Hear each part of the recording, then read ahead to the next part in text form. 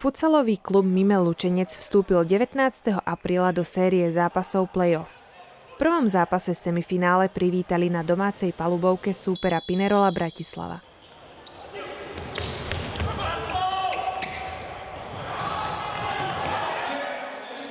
Nehrali sme dobre prvý polčas, aj keď sme si vypracovali množstvo šancí, ktoré sme nepremenili a z toho, dá sa povedať, pramenila tá frustrácia u nás.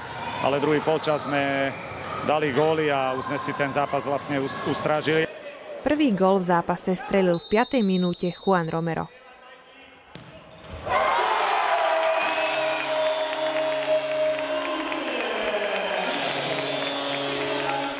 Hostia využili príležitosť a odpovedali vyrovnávajúcim gólom, ktorý si pripísal Matúš Kijovský. V druhom polčase domáci Mimel zvýšil skóre 3 gólmi, o ktoré sa postarali Robert Greško, Washington Luis Fernández a Rafael Durval. 2 asistencie si pripísal aktívny Igor Leovský.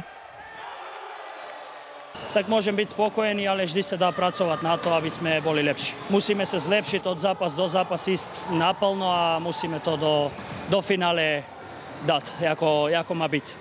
Toto bol konečne zápas play-off, ktorý mal náboj, troška emócie, dobré súboje a asi sme boli troška lepší, zaslúžili sme si vyhrať, ale čaká nás druhý zápas na Pinerove, kde budeme chcieť potvrdiť to víťazstvo z domáceho zápasu a nebude to jednoduché, to už vieme teraz, ale tak už sme v pasáži, kde nebude žiadny zápas jednoduchý a musíme dať zo seba všetko, aby sme sa do toho finále dostali, takže ďakujem aj Pinerove za dobrý zápas, my sme to odbojovali a som rád, že sme doma vyhrali.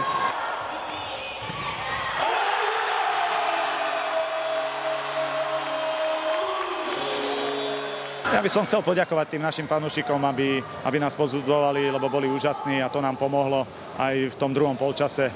A myslím si, že keď budú chodiť vo veľkom počte, tak nás budú hnať do lepších výkonov. Mimel Lučenec, Pinerola Bratislava 4:1. Pre televíziu Florena Lenka Pievarová.